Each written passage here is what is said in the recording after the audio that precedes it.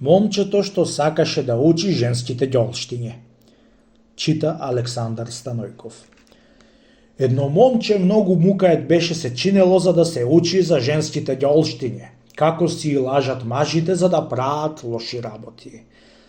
Ја чекај, си рекол со умот, да направам еден тефтер и да испишам женските ѓолштиња, тики кога ќе се женам да не можит мојата жена да ме излажит. Си купил од чаршија пенџерќади, книги што се лепат по сиромашките прозорци место џамови, и си сошил еден тефтер, го подврзал со црвена мешина, та си го клал в торба, си стегнал опинците на нозе, си закачил еден дивитон мастилница за појас и тргнал од град в град, од село в село, да и пишува од сите жени ѓолштињето.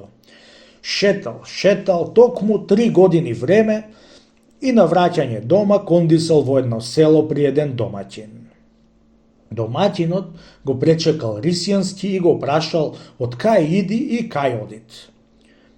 Јас, чорбаджи, му рекол, шетам по вилјаетите еве токму 3 години време за да запишам од сите жени ѓолштињето што и лажат мажите и еве овој тефтер сиот сум ти го исписал од крај до крај.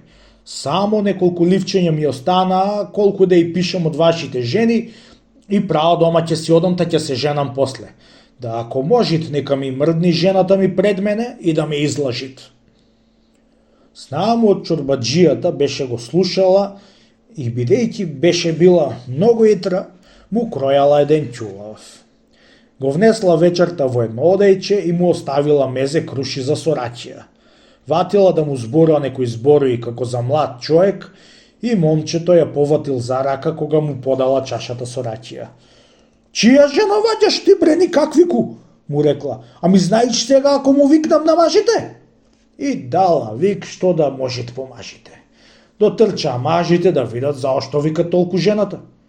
Што викаш, мури невесто, ја прашале. А што ал имаш, кажи ни да чуеме. Пустото момче умре од страв, крв во него не беше останала. Од која ја прашале мажите невестата, заошто толку викнала, таа му одговорила вака.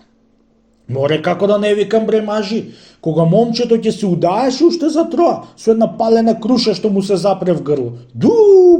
Боже, загрео и сирото момче, кога изфрли очи море домаќине, како од некој варен зајак. Шуќур море мажи, оти не ни се стори некоја грешка во куќа. Ти после ќе бевме зарезил во село, ќе рече оти ние се го умревме. Го прашале момчето, дали вистина така му се стори со крушата. Тоа уште поеќе им ја потврди лагата на невестата. Од која беа го излажали шуќур на Господа беа рекле, беше си ошле в куќи и пак останала невестата при момчето за вечера да му остави.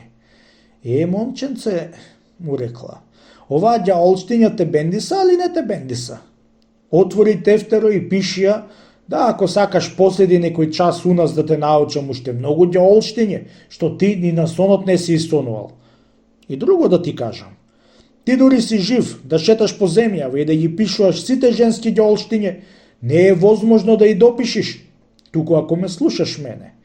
И сврли го тефтерот и не ден губи си, не лапај муи да ме прости што ќе ти речам, поеди си дома и терај си работата, ожени се, како си од век што прават. Ако имаш късмет да погодиш некоја невеста поза Бога, ќе си поминиш пораат. Та ако налепиш на некоја ѓолеста, тешко ти тебе. Ќе си тргаш гемија по суо. Кога и чу тие зборови момчето од невестата, isfrli tefterot i si otide po rabotata kako što go nauči nevestata.